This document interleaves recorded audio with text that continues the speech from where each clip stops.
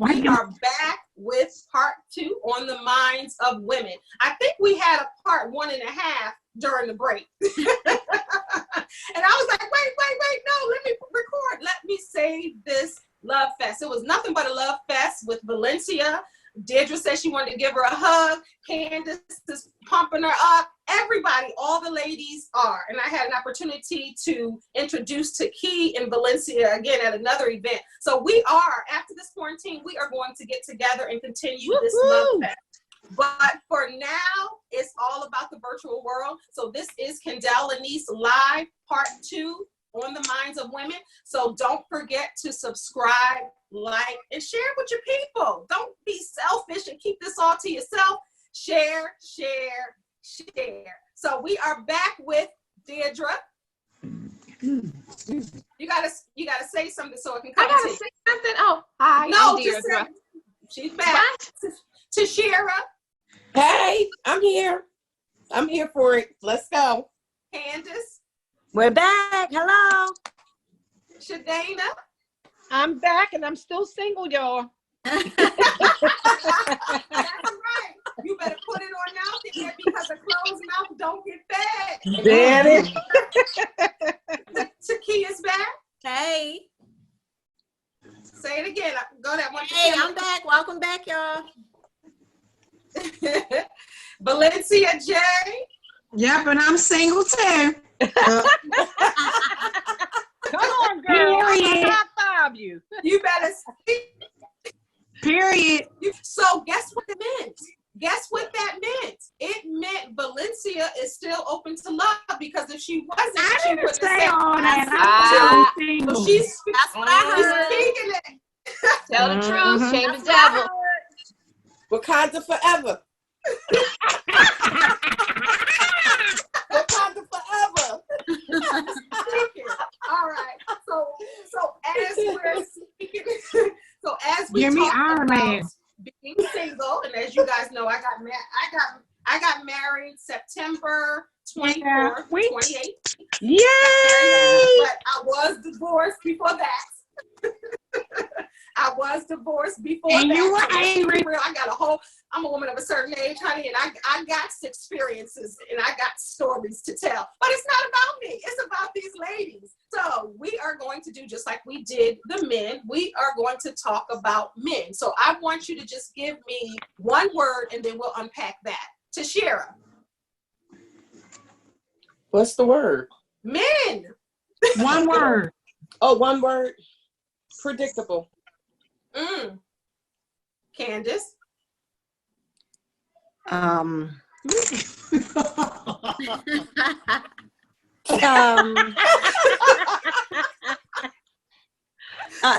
that I'm moved past my part 1, part 2, caring.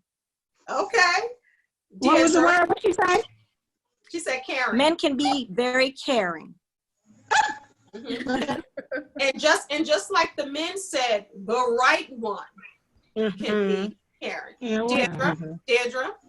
Complicated.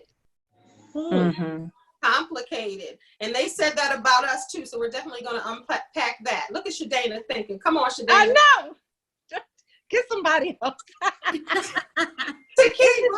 we'll come back to Shedana. Taki. All right. Complex. Okay. This is true. And as people, we are complicated and complex on both sides. Valencia, she got her head down, y'all. Valencia. I don't know if it's because I got older or I just been finding myself, but I have found men inconsistent. Inconsistent. Okay. They're not consistent. And a lot of women will, and a lot of women are going to agree with that. And it's about not the right answer again, it's about the real answer. All right, Shedana. Wow, I had a lot of stuff. I want to One say word. One word. Look, come on All now. right. One word. Say FB, say Facebook. They full of Facebook. Honestly, I want to say comforting. Comforting. Okay. Yeah, I was going to say right. provider, but I want to say comforting. Yeah. Okay. Okay. So Tishera, with your Well, one listen. word, because we're still playing rapid fire, so we're going to keep the answers brief so we can get through more topics. All right, so Tishera, when you said your word, why did you describe men in that way? Because they're undecisive about certain things. So as a woman, we naturally know what they're going to do. They're predictable. That's where I come from it. So if it's just simple for me like that. They're undecisive. So if you're asking a question to the person that you're with, you already know what they're going to say because they were that predictable. That's the way that I look at certain men. You know what I mean? Like okay. Okay. Mm-hmm. All right, Valencia, what you got? Inconsistent. When I say inconsistent, well, you know my lifestyle. So with men, they're inconsistent. They have an expectation of you to do these things to stay consistent, but they fall short of of them being consistent. So don't tell me you can do something. Like your action means more than your words. And when when your action doesn't meet up with your consistency, I'm turned off. Okay. Okay. And I want to be clear. This is not a show about male bashing. Right. This is about understanding one another. So I don't want anyone to get it twisted. This is life, and this is their experience. Now that doesn't mean that they're stuck there, but this is a show about honesty. And once we are able to be honest with our feelings and our thoughts and really get to the root of it, that's when we will begin to heal. And that is about having these conversations. And sometimes these conversations are not easy, but they're necessary. All right, Shedana. Yes. I just want to say I totally understand where the two women that were before me, what they have gone through, as well as myself, and can understand their one word. And the reason I said comforting, because I'm speaking in existence of what I'm looking for. That's right. And I know that it's nothing like having a man that you can just lay in his arms and talk to them and speak your mind and open up. And they just can engulf you and just take you and let you know that you're safe with them. And I do believe that there is men out there that have done things the wrong way, but it's within them to do. And I just encourage those men that have missed it, it's not too late, and those that have it to step up, because that's what we want. We want our comforter. We know our comforter is the Lord, don't get me wrong, but we're bringing it down to earth where we are. And it's nothing, men, for us women to have someone who can comfort us wherever we are. And that's what I would like to say. That's it. I'm sorry. To speak. All right, Taki, you said men, and what was your word? And let's talk about that. My word was complex, and I use the word complex because I think when I think of complex, I think of something with different levels or layers. And so there's a big difference between a man and a boy.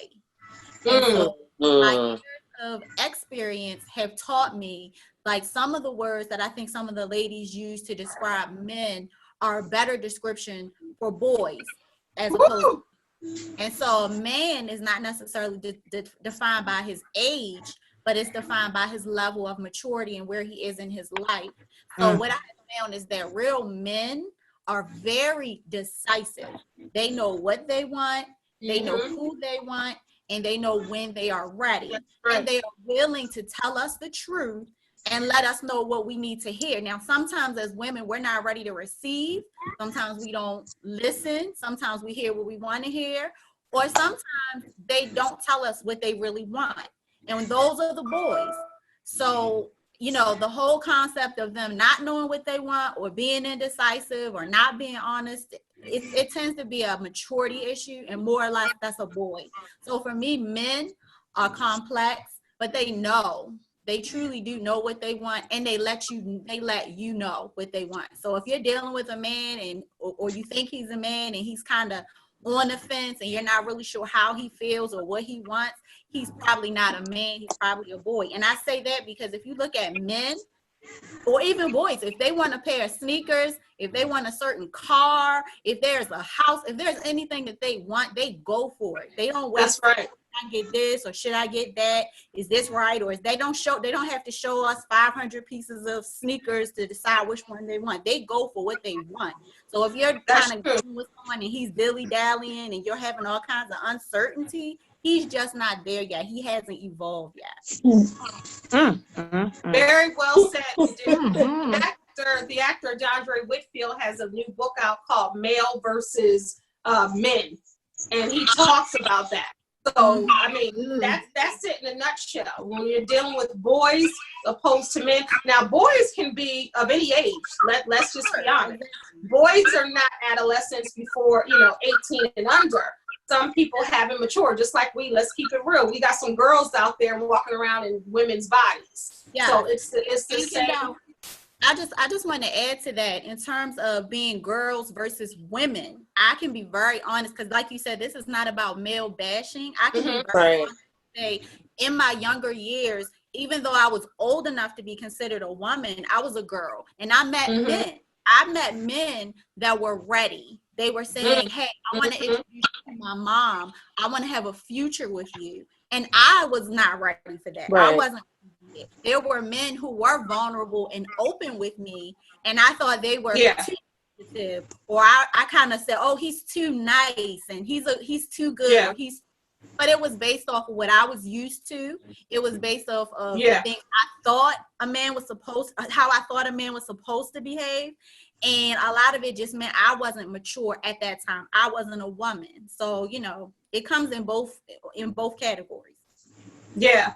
And I will say I totally agree with you. And just like I said on the men's show, there are a lot of amazing men out there who voice their opinions. They know what they want. They're very vulnerable. They're up for communicating, and they're up for being quality men and good men. And just like men have to go through their transitional periods to get to the men that they want to be or aspire to be. And so do women. This is really about people, and this is about our experiences with people. Let's just be honest. So, Deirdre, I'm not sure. I don't think you got a chance, and then Candis. Oh, okay. So mine was complicated, and I really like what Taki said in terms of just there's so many levels. And I look at it in terms of now at this stage of my life, I look at it as opposed to thinking about men as like a monolith. I realize that each one is different. Each one has their own experiences that, they're taking with them. And I don't know what their story is. I don't know, what joys, what hurts, what past relationships, whatever things were there to shape them. And, that I think has helped me in terms of thinking about how I engage with men, and trying not to bring my expectations based on previous interactions with other people to that new relationship, and that relationship doesn't have to be a romantic one. It can be a platonic one, whatever it is. But I realize now that I'm looking at this complex human being that, I need to go and take the time and invest and get to know. It's not that I'm going to go there with a ball of assumptions and go from there and say, okay, I know that they're this and they're that. No, I want to get to know you, the person, and, take it from there. Yeah. That's good stuff. All right, Candis, when you said caring, you described men as caring. That was your one word. You want to go into that? Sure. So it took me a long time. And we're not losing any steam, ladies. We're not losing any steam, right? No. We're ready. All right. We're ready. It took me about a minute to give that answer, because for 15 years of a marriage, I became accustomed to probably about 8 years of that marriage of being verbally abused, mentally abused, being told so many mean things about me that I had to look in the mirror and say, is this really me? But when I walk outside my door, I would get so much love from other people that I didn't realize that I was really, really, really, really, really a victim of being abused by a little boy, if you will. Okay. So real men out there, I respect that. I like what Taki says. I respect men, but little boys, that's just, I didn't realize it till caring. When I say caring, till I met a male or a man in my life who is caring, who shows me what it feels like to be cared about, who says you're beautiful, says that's looks gorgeous on you, even the smallest little detail. Yeah. I mean, he makes comments, and that's a real man. So when I say I'm not here to male bash at all on any level, I'm just speaking on my experience. That's and right. When you meet a caring man or caring men, then you give them that compliment. You let them know there are some caring men out here. Yes. Okay. Yeah. So that's where I stand with that. Absolutely, absolutely. And I'm glad that we are having this conversation. It's very important. You know, like I said in the beginning, everybody, we gave the men their turn. You know, they called us complicated too. and they've dealt with little girls too. So, you know, fair exchange is never robbery, right? We're just having that conversation, and then eventually we're going to get the men and the women together, and I'm going to do a forum like that as well, because I think I would love it. Oh, yes. Yeah, Make sure they awesome. single men. I want He is funny. That's right. That's right. You should ask and you shall receive. But for sure, and you do have to speak that into existence. I'm all about that, because if you're not saying what you want, then you're not going to get what you need. You have to be able to say what you want out of life. This life is not a game. You got to go for what you know. And if you got to say that I'm single 16, 17 times in order to get somebody to say, dang, did she say she? Because you know sometimes men are hard of hearing. So you might have to say, so Shedana, I keep saying, go on and do that, because they're not going to hear you to the 14th time. Oh, Lord Jesus. All right. I'm going to just put this out, and whoever it applies to, I want you to answer. So as I stated, I have 3 women that are just really, one is almost out of a relationship. One got out a couple of months ago, and one of the ladies spoke about her divorce. So either one of you ladies, do you want to touch on that and what that relationship has taught you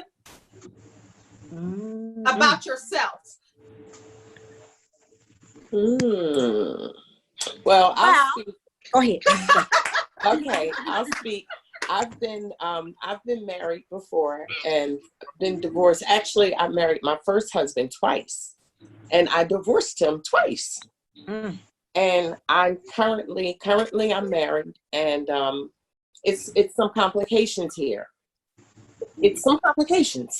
It's some complications, but in knowing the complications that I'm going through, my joy is different than it was when I went through a divorce before, or went through an abusive kind of a verbal attack by my ex-husband. This time, with the things that I'm enduring, it's like God just came into my life. God came into my life right when he knew I was going to need him the most, because I didn't see the storm that was brewing, that was going to brew years down the line. So even in the midst of my storm right now, God is still giving me that joy of him. So I know that when the storm passes by, I'm going to come out even so much better, with even a better revelation of understanding. You know, I won't ever male bash. That's something that I won't do, because I love men. I love men. I love the beauty of a man. Come on now. Learning. But I'm in that process of the learning more about yourself. And when you begin to learn more about yourself, sometimes they're not that important anymore when you're working on you. So that's just what I wanted to share. Yeah. Yes. All right, That Candis, is you were about to say. Yeah, well, like Takia mentioned, everybody else mentioned, you know, when I was 23 years old, I was a little girl, right? So then I decided, you know, as life goes on, you know, in my 30s, mid 30s, I really started saying, you know, I'm a woman, right? And I have 2 children. And I'm not going to stay because the norm is stay in a marriage till the kids get older, do this, do that. You know, I made a grown woman decision. Grown woman decision was I'm getting a divorce. I'm leaving. I have 2 young children to save. I have to make sure they're good citizens in life. And I could not stay stuck in that place for the next 25 years or until my daughter graduated from college, the oldest, you know, or high school. So from 38, I made a grown woman decision. And the divorce was the best thing that could have happened to me. I had to learn healing. I had to learn myself, who I was, and what I stand for. And from that place on, when God gave me a whole new space, whole new life, what I stand for, and the things I will put up with, and the things I will not put up with. So I just say this to say that God gave me healing through the process. He's still healing me. I still got some moments I'm like, oh no, this will not happen this way. But I have to realize that I made a grown woman decision. And that was to take my life back and to do what's best for me and my children. So in serving him, I thank God for giving me that light bulb that went off and said, you know what, young lady, you're going to serve me. Amen. And you're going to move forward. Amen. That's it. That's powerful. Yes. And I might add, Candis, they had just bought a big, beautiful house. Yes. It was a beautiful house. And in the middle of that, he didn't think that she would leave. She left with nothing. Yep. And now, last year she closed on her house, her new house. Yes. Amen. Thank you, God. Thank you, God. I do. I thank God. And you're right. It was a big 5-bedroom house. But you know what? The manipulation happened prior to the purchase, but after the purchase, flip mode again. And I said for 9 months, and then Takia and Kendell, they knew. And I said, you know what? That 9 months of torture? No. God said, go and leave everything. And I left it all behind. And I started from ground zero because I wanted no memories. That's where we are. Amen. Amen. If I could just piggyback off of what Candis is saying. So I've never been divorced, but I had an 11-year relationship that I was in for a very long time that was toxic and unhealthy. But I had, so I can identify with what Candis is saying and what a lot of women, married and unmarried, will say is that you want to stay in a relationship because of the child or children. But it wasn't until at one point someone posed a question to me and they said, well, is he the example that you want for your child? And when I thought about it, I said, wait a minute, I'm staying for my child, but then I'm showing my child an example that I don't want him to duplicate. Right. Makes sense. So for any woman and any woman that's dealing with that or trying to figure out, should I stay or should I go? Those are the kind of questions you need to ask. Like, what am I really showing my child? And then Candis and I, we are best friends. We're also business partners. So we work together and we chit chat and talk all the time. And nice. So you know, I could not have Candis on here without Takia. That's right. Without Candis. Because Candis would have been like, and Takia would have been like, and not just that. It's my boo. That's right. That is my honey. Daily. And you know what? That's so true. But of course, I didn't have them on just because they were best friends. They have something to say. They have life experiences. And I thought that they would be crucial to this because you have Takia, who is so in love right now, and she's just allowing God to move in that space. And she has been hurt before. Then you have Candis dealing with an array of things after she's divorced. So you know what comes with that. What comes with child support, visitation, more drama, more anger. So there are a lot of different things that she's trying to unpack. So I thought that they would both be beneficial. But yes, they are best friends and the best of friends.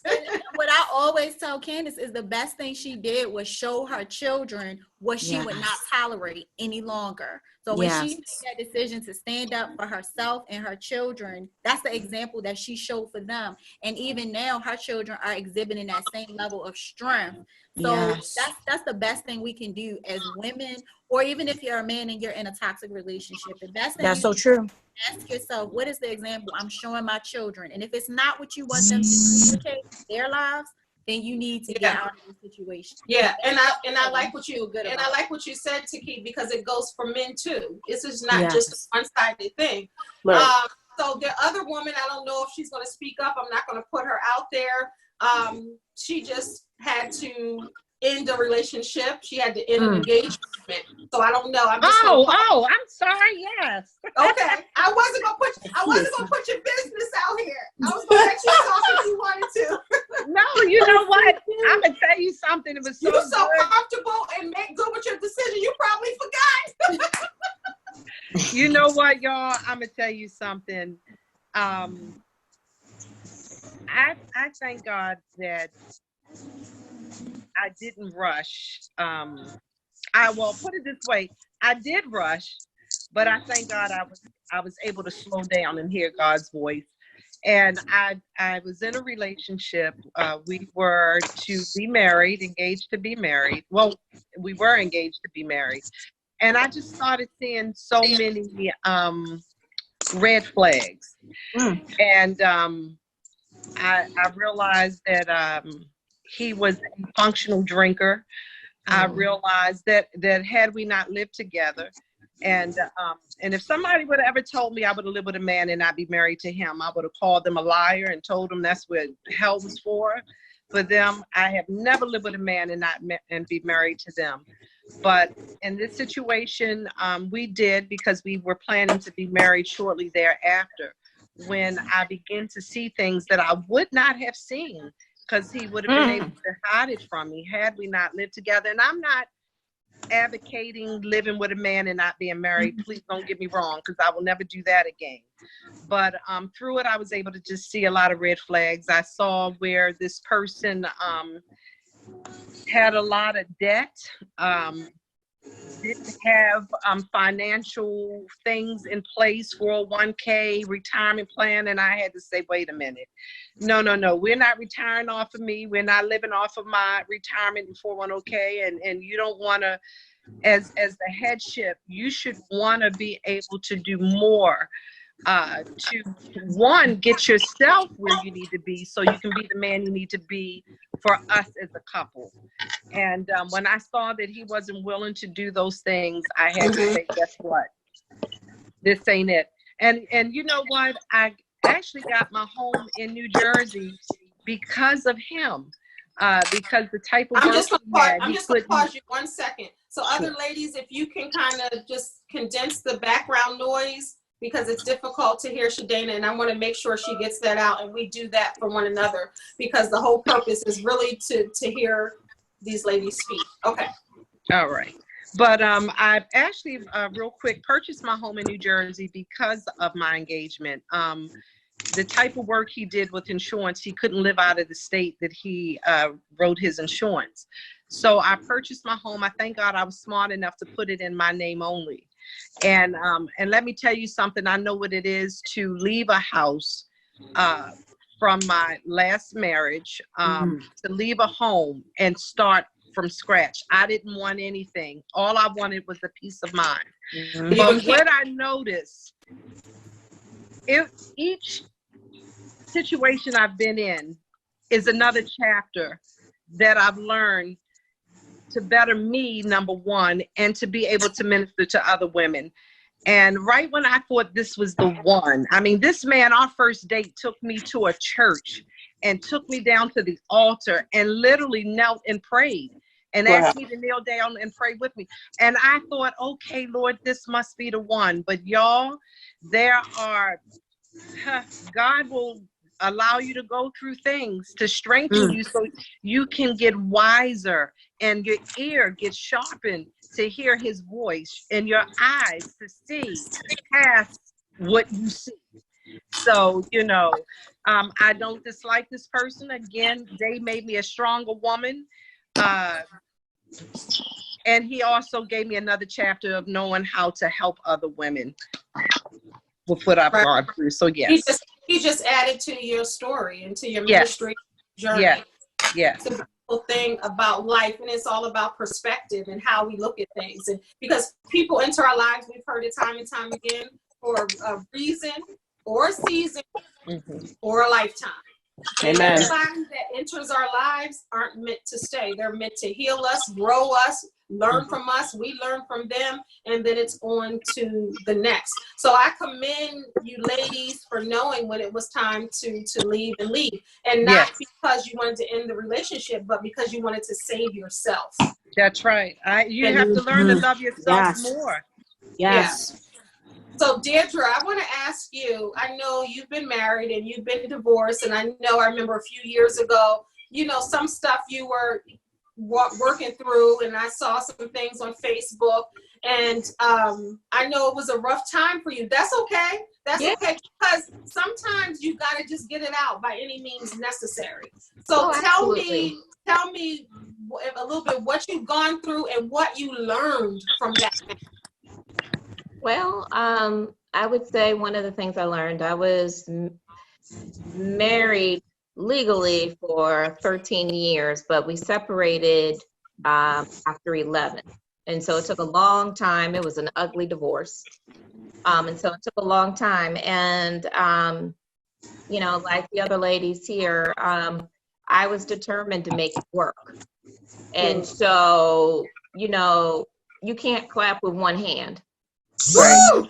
And so, I was putting in a lot of effort, and this isn't negatively talking about my ex-husband, because he's still the father of my children, and,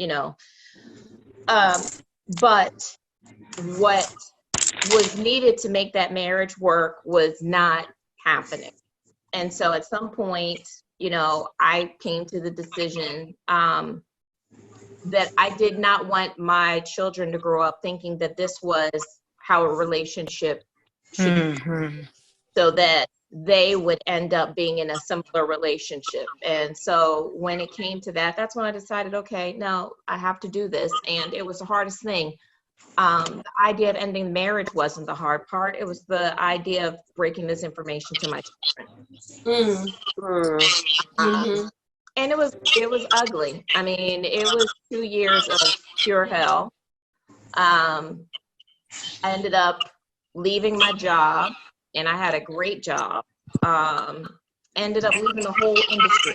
I mean, I ended up not working for almost 2 years, because my focus was on trying to make sure that my kids were okay, because they were young at the time.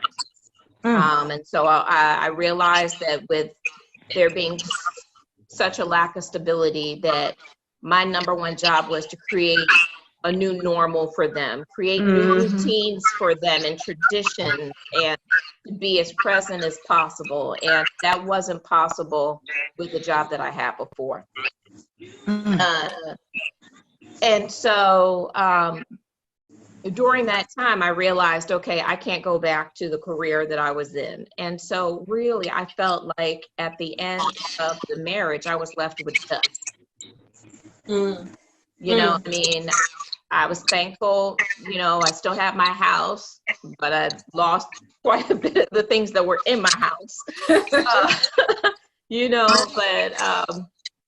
it was more so just trying to figure out, okay, what is this new thing for me now? At the time, I was 40. Yeah, I was about 40 when it when we first got separated. I'm like, okay, now I'm 40 years old, and what's going to be out there for me, and all these types of things. I did end up going and venturing out and dating for a while, and change careers. And I have to tell you, it was the best thing that ever happened to me, because during that time, I had to, in addition to pouring myself into looking out for my kids, I had to really focus in on me. And think, okay, you know what? I contributed to this. You know what I mean? I did not want to think about this as being the good guys and the bad guys. I wanted to think about, okay, what were all factors that contributed to this relationship not working? What were the things that weren't healed in my life that I was bringing into this? And I had to think about all of this kind of stuff, and I did. And I realized, like Valencia, I had all kinds of walls up, and was not trying to let anybody in. And so I had to focus in on things. And one of the things I realized is I needed meaning in my life. Mm. And I didn't have that before. You know, it's like I realized when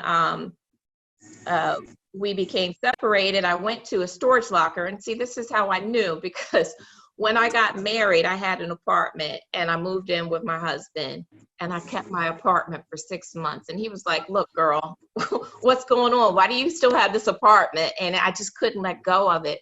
And so when I finally went to let go of it 6 months later, all I did was I took all of the stuff that was in my apartment and put it in a storage locker 1 mile up the road.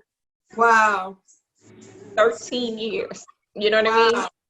Having that stuff, because there was something in the back of my head. I knew. But, you know, you want what you want. And so I went to my storage locker and I pulled out some stuff afterwards. And I'm looking in there and I'm finding pieces of me. Wow. That I had just set aside. I mean, just like clothes that I would wear that, you know, he didn't like. Color. You know what I mean? I was like, all of a sudden, I'm like, wait a minute. I like this color. This is my color. Wow. All of these different things. And all of a sudden I started finding pieces of myself that I had physically set aside. And then I was like, well, wait a minute. In addition to the things that I physically set aside, what about the stuff that I emotionally and psychologically set aside? Wow, that's deep. Yeah. So, you know, I went on that journey of trying to focus on myself. And I'm not going to say that it was great. You know, I did some dating and stuff like that. And that ended up being helpful because I had to learn how to put those walls down. But are you single? Are you single now? Completely single. Okay, Shedana. Okay. There, but you know what? It's so funny. Okay. I'm not even pressed about it. I stopped doing like the online dating stuff like about 2 years ago because I just thought I'm good. You know what I mean? I want to live my life. And if there's somebody that comes into my life, you know, then that's wonderful. But I'm not out there looking at this point because I'm still trying to focus in on the things that fill me. So I started, you know, I changed my career and I started with music, which I had, you know, had always thought about but never pursued. And so all of a sudden this whole new life opened up for me that I didn't have before. So I'm thankful. You know, my ex-husband and I, we did not get along. And I mean, I could say some really mean, nasty things. And so those first several years were awful. But believe it or not, we actually communicate now. We co-parent, I think, very well because there's new boundaries. Yeah. You know what I mean? And there's that forgiveness part. That doesn't mean that you know, I'm going to take him back or, you know, any of that kind of stuff. None of that. But there's a forgiveness there because I had to let go of the hurt. Yeah. I'm glad that you shared that, and thank you for sharing. All of you ladies, thank you for sharing a part of your life. But I think that that's important. At almost 50 years old, she said she started when she was 40, they separated, preparing for divorce. So at almost 50 years old, you're a jazz singer, and you tucked that under. She decided to step out there and become a jazz singer and have gigs. She books gigs around DC, and that was something that you kind of stuffed down. Yeah. Is that correct? Yeah, that's right. I didn't start singing until, and it was actually this guy that I met online. He knew that I liked jazz, and he knew that, you know, the whole idea of singing was something that I kind of wanted to do. And so it was our first date, and he took me to a jam session in DC. And I thought, oh, this is fun, nice thing. You know, it didn't work out with him. He was, no. But I love the jam session. And so then I started going, and that's, you know, then all of a sudden doors started opening, and it just became a whole different part of myself that I didn't know that I wanted so badly. Wow. But see, and that's what I'm talking about. God brought that one guy that didn't work out online to just show you the next stage in your life, another part of you. And that's what people do in our relationships. But we're the ones that hold on to people that aren't meant to be held. We're the ones that hold on to a lot of things, but you got to learn and grow and start something new. So I think that that's awesome. In your 40s, you decided to get on stage and become a jazz singer and actually book gigs. Like, how cool is that? You know what, Kendell, If you don't mind, I just wanted to say as well, I love what she said, and finding herself and looking through those treasures again and reminding herself of who she is, and that's wonderful. I always say your mess becomes your ministry, and I mean that. Your mess becomes your ministry. And I've actually just launched. I'm launching this Sunday, will be the first, for single women who are desiring to be married, for us to come together, and we're actually going to pray and support one another in prayer, and healing and things like that need to be done to prepare us for who God has for us. And so where the enemy thought he was making me bitter and bitter with marriage, he failed. I'm not bitter, not one. I still have nothing but love and respect for our Black men. And I know God has a man out there for me. That's right. He said he'll give you the desires of your heart. I don't desire to grow old by myself. I desire to be married, and I'm not ashamed to say it. And I'm not ashamed to say I failed at it twice. Wait. Let's pause. You did not fail. I don't like that word. I don't use it. You did not fail at marriage. You learned more about yourself. Exactly. You grew and you knew what you liked and you knew what you didn't like. Yes. And that was preparation. That was the precursor to who you're meant to grow old with. Exactly. Guess what? And then I correct that verbiage. Amen. The marriage failed. I'll say that. It just didn't work. It just didn't work. It did not work. It didn't work. Or maybe it served its purpose. It ran its course, because there were things that you needed to learn and go through to turn you into the person you are now. Because you're looking for your Boaz, right? No, I'm gonna tell you why I'm not looking for Boaz. Because Boaz, if you read about it, he didn't live long. He died. No, I want my husband to live long and grow and see.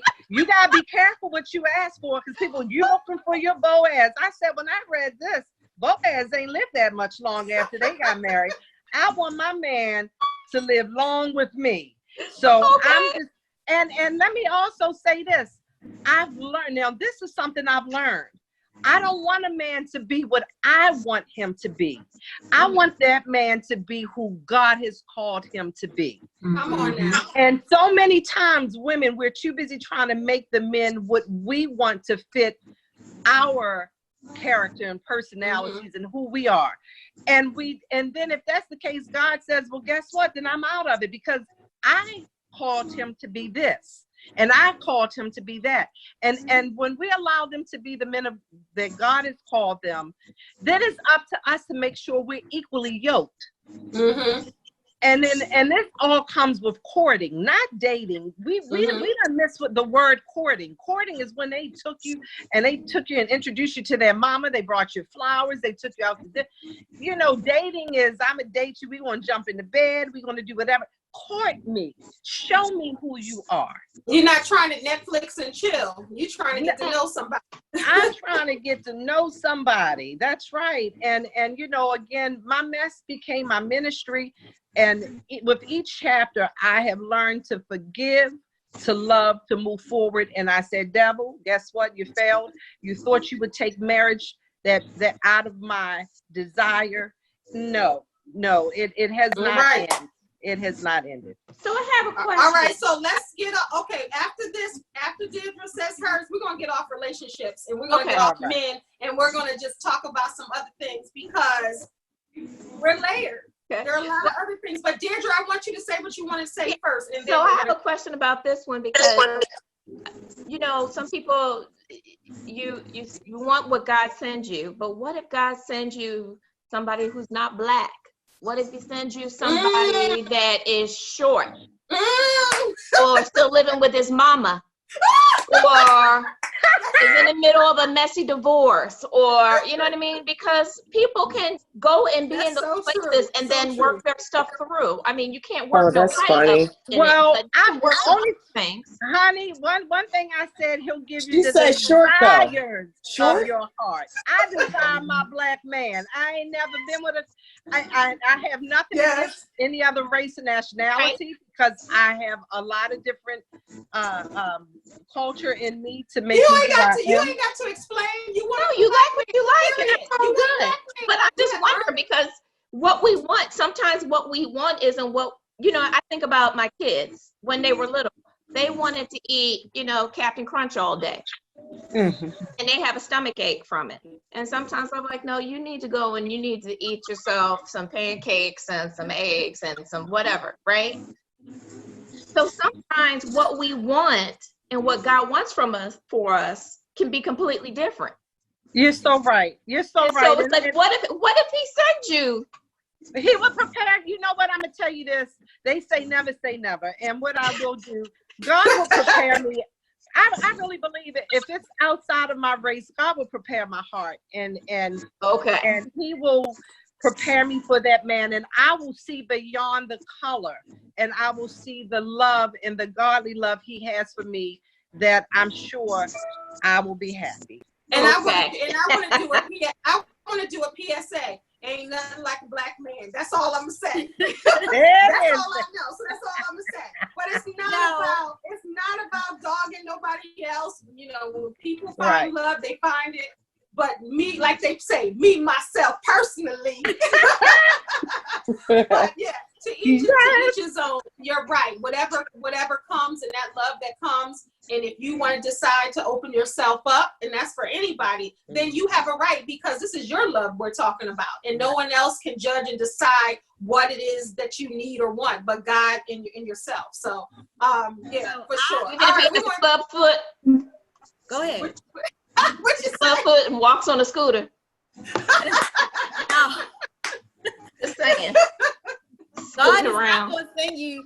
God is only going to send you the man that He's chosen for you. So I would say, open up your heart to the man that He has for you. A lot of times as women, I think sometimes we focus on all the wrong things. Like, is he tall, or is he heavier than I want him to be, or can he dress?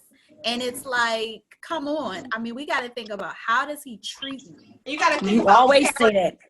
Key always says that. Yes, his character. Is he pouring into me as much as I'm pouring into him? And can we grow together? Especially at this age, we're all over. Well, I'm almost 40, but we're all at a certain age. We need a companion that we can grow and build with. Come on now. If you're stuck on, okay, well, he's a little shorter than me, or he just is not in the package I thought. I had to get over that a long time ago. But my husband is tall now, but I had to get over that because I had a couple short ones, shorter than I would like. Like the man that I'm with right now, he's nothing like any guys that I ever dated. He's just not my type. So if we would have met in different circumstances, we probably wouldn't have given each other a chance. But I mean, I'm very happy. It's just, he just doesn't look like who I thought God would plan for me. But when it came down to everything else that I had on my list, he was checking every box. He's cute though. But you're boyfriend's cute. You guys look good together. Yes, y'all do. And he seems to treat you right. So really, that I agree with you, Taki. But you know what? I heard him. I heard a minister say. So let me just say, I tried to switch gears, but we're talking about relationships. And but you know what? I'm going to keep going because it is about on the minds of women. That's all right, because that'll just give us an excuse to have a part 3. Continue. Amen. But you know what? I just wanted to say real quick with what the young lady just spoke and said. I agree with her 100%. You know, we get stuck on, I want them tall. I want them, I love my chocolate men, but whatever the case may be. But and short men, honey, let me tell you, they come with a lot of surprises. I'm gonna leave it alone. But I have to apologize to a lot of short men I didn't date because I thought they were short. But anyway. But Oh gosh!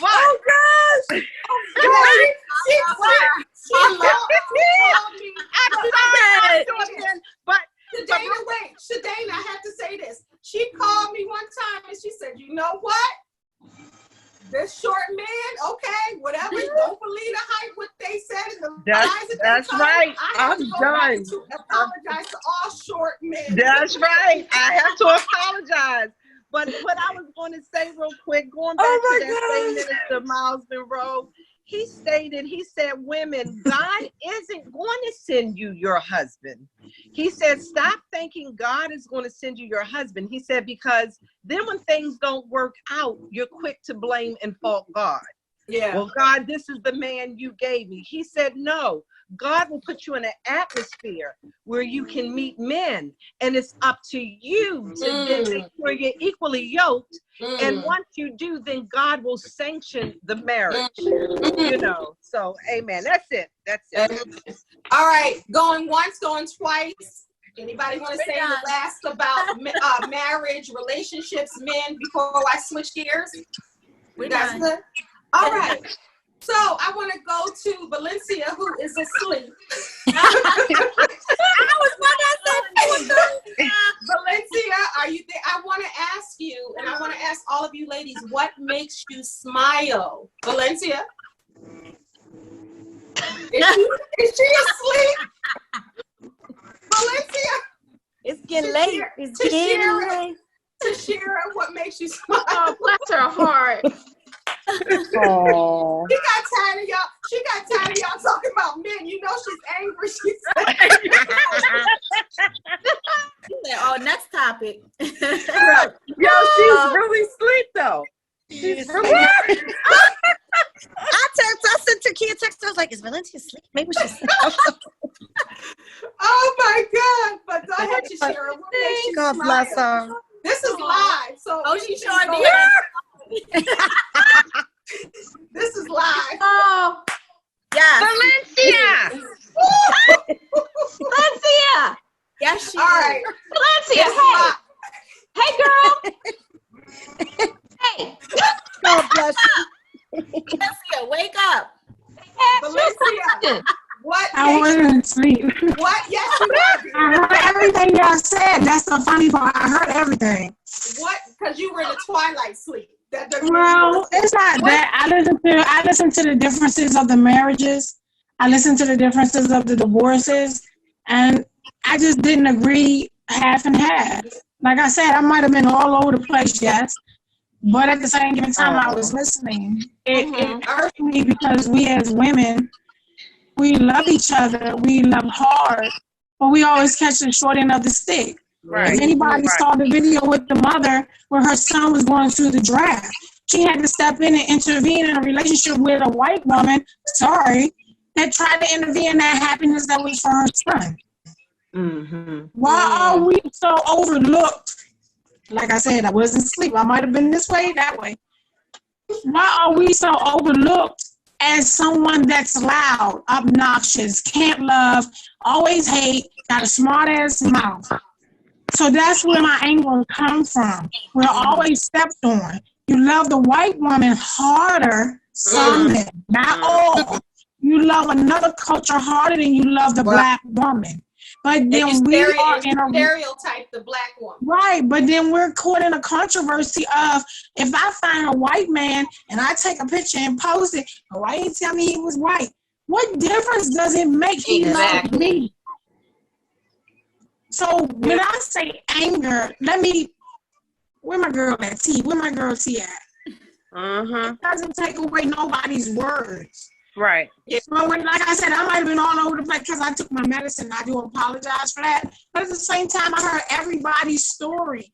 And I was getting angry because I look at everybody like family. That's how my grandmother raised me. So when the hurt that I have always felt, when I feel somebody has been through that, it's like I go into this I want to protect type mode. Right. My thing is this. I'm not saying men are not strong. I'm not saying there's no good men out there. Why do I have to have a small waist and a big ass and tits in order for you to love me and get to know me? Because when that shit deflates,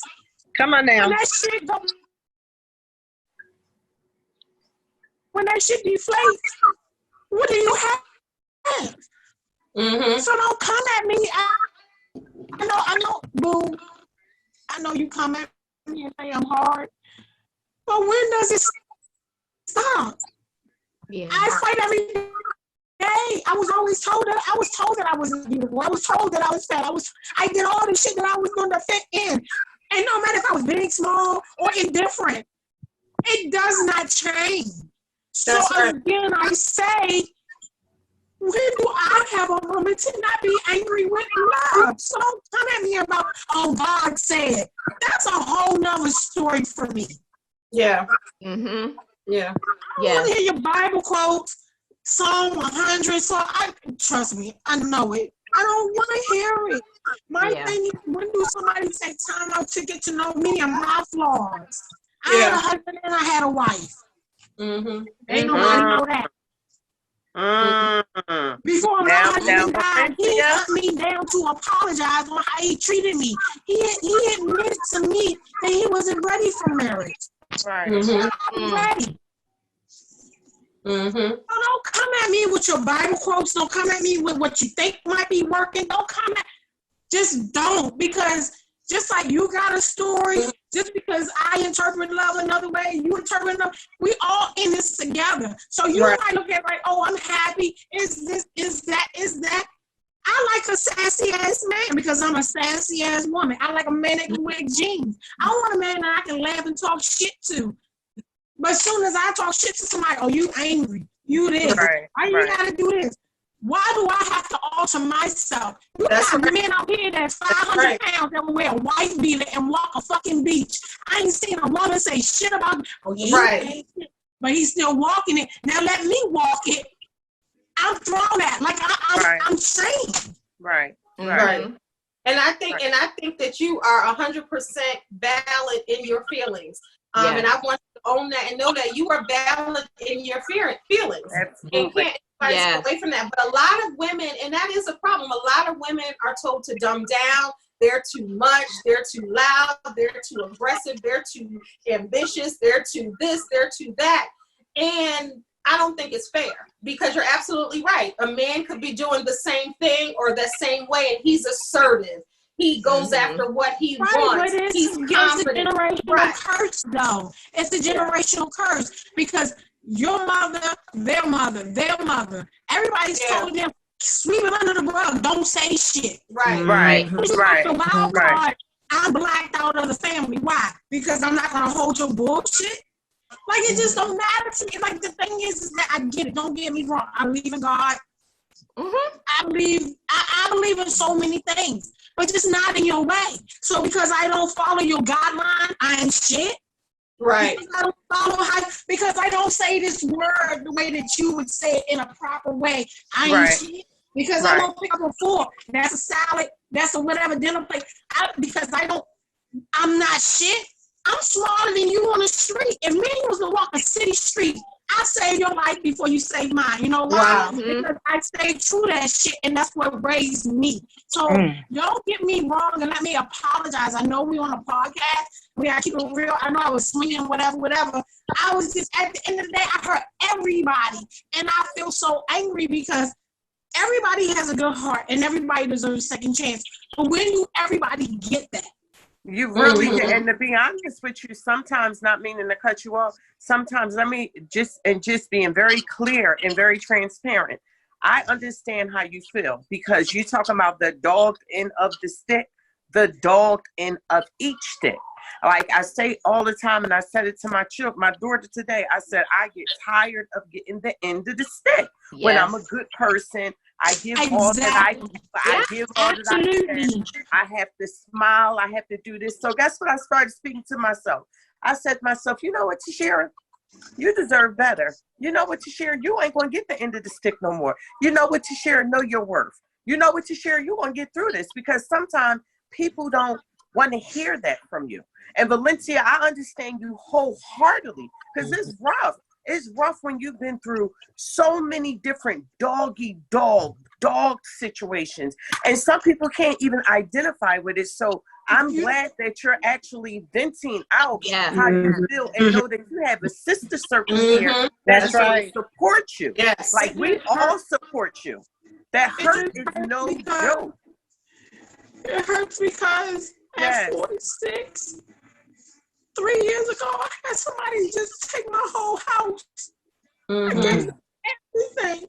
I was going through a divorce. I met somebody, but because I just wanted that comfort. Yes. Me, a man, strong. Everybody said, what is it that you want? I want to feel protected. For once in life, I want to not feel like I got to be on guard like a rock waller 24 hours a day. Right. I have a 16-year-old kid. I have to guard that like it's my life. So when I hear, I'm sorry. Don't be sorry. Don't apologize. One thing you don't apologize is for your feelings, because they're your feelings.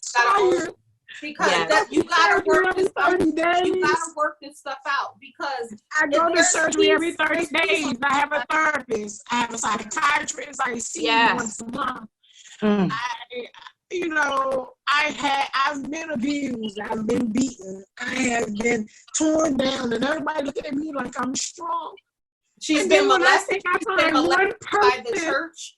She's been. Let me just say, Valencia, just gather yourself, and I understand, and I want you to express yourself exactly how you're doing it, because that's really what it takes. This woman, let me tell you, she's had 12 surgeries thus far every 30 days because she has been burnt.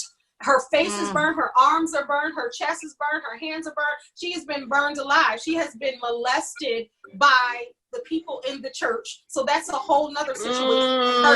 Her jaw has been broken by cops. She has been abused by cops. She has been talked to any kind of way, abused by her father verbally. Like she said, she married a man, she married a woman, because there is a lot there. If somebody violates you, you don't know what's going on with your sexuality. So there has been, and it makes me, because I know all of the things that she has been through and what she's going through. So after all of that, in a house fire, that's her final thing she's had, and that's when she said her medication, because she's in pain all of the time. So not only is she in pain internally, she's in pain physically. And that's why it was important for me to have her on here, because I did not want us to sit up here as perfect people. They don't exist. They don't exist. I wanted a variety of women, and I wanted her on this for that sisterhood aspect. You know, I talked to Valencia extensively, and I know the hurt and pain that she is going through. And it just really takes a village for us. So I just love your responses to her, and this is what she needs. You know, she's like you were talking, Deirdre, you were talking about the family and forgiveness, and there's a lot of hurt and pain too within her family. And as she said, she's the black sheep. You know, she dates men, she'll date them for a minute, they'll disappear because they'll say she's too much, she's too loud, she's too aggressive, she's too this. So she feels like she really cannot be herself, because every time she is authentically herself, somebody walks away. You know what? Can I ask a question? How much of it, and when I ask this, I mean this sincerely from the heart. How much is really herself, or how much is from her brokenness and with things that people have done to her? That's exactly right. That's exactly right. Because this is the thing. If you are a broken person, you are going to make broken decisions. You are going to make broken choices. That's what happens. Can I say something? Can I say something? Hold on. And that's all. All right. So hold on. All of us. Wait. Oh, I got to just say this. Valencia, you're still here. That's right. I tell her that all the time. You're still here. And I'm going to tell you something. Getting ready to be 50 years old, I'm a rape survivor. Come on. Wow. I was in an abusive relationship. Wow. Yes. I was molested. Wow. When I was 3. Wow. I'm still here. That's right. You're still right. here. Woo. And let me tell you something. Yes, here for a reason. I've been in relationships. I hear what you're saying. You try to bring your full self to it, and it's thrown away. You go and you bring your heart and your vulnerability to somebody, family members or somebody else. They don't appreciate it. It's thrown away. You are going, and everywhere you turn, you're being told you're not enough. But it's a lie. That's right. They tell you that if you pray harder and if you have a closer relationship with God, your life is going to turn around. and that you're not allowed to be angry with God. That's a lie. Mm-hmm. If you go and you look through, and I know you know this because you already said it, if you look through the Bible, it's a bunch of people who were angry with God. That is nothing but Ecclesiastes. That is nothing but when you look into the Psalms. You have every right to be angry. That is an authentic relationship. That's right. With God. When my father died unexpectedly, and it was 6 months of me trying to take care of him at his bedside and them telling me he was going to get better, and then he didn't. By the time my dad finally laid his last breath and died, I had aged. My hair had turned white. I aged in a matter of a couple of months, and I told my brother and everybody else, don't say anything to me about God. Don't quote no scriptures to me. I don't want to hear it. I'm not talking to him because I don't get it. I don't see the love in this thing that's going on here. Why am I going through this? And come on now. I don't want to space for that. I had a friend of mine who actually, she would come over to my house and she said, you know what, Deirdre, I'm just going to sit here with you. I said, fine, don't pray because I'll kick you out. And she was like, no. And I would tell her all the things I was angry about. And she said, you know, you're praying right now, right? When you tell him how messed up. Come on now. That's it. And I said, okay, whatever. But I'll tell you what, I'm not going to church. I'm not doing this. Don't tell me that. I had to go through that period. And you know what? I got so tired of people telling me how strong I was. I got sick of it. I don't want to hear how strong I am. I don't want to be strong. I want somebody to love me, and I want somebody to be strong for me. Come on now. That's right. That's right. And I thank you. And I'm just going to say this, ladies and gentlemen, whether you like it or not, there's going to be a part 3. And I think the part 3 is going to be, I don't want to put you all on the spot, but do you have another 30 minutes? Because this is important. What you guys are saying and what you're talking to Valencia about, we need to continue this. Do you have 30 more minutes? Yes. Okay. We are Valencia, do you have 30 minutes?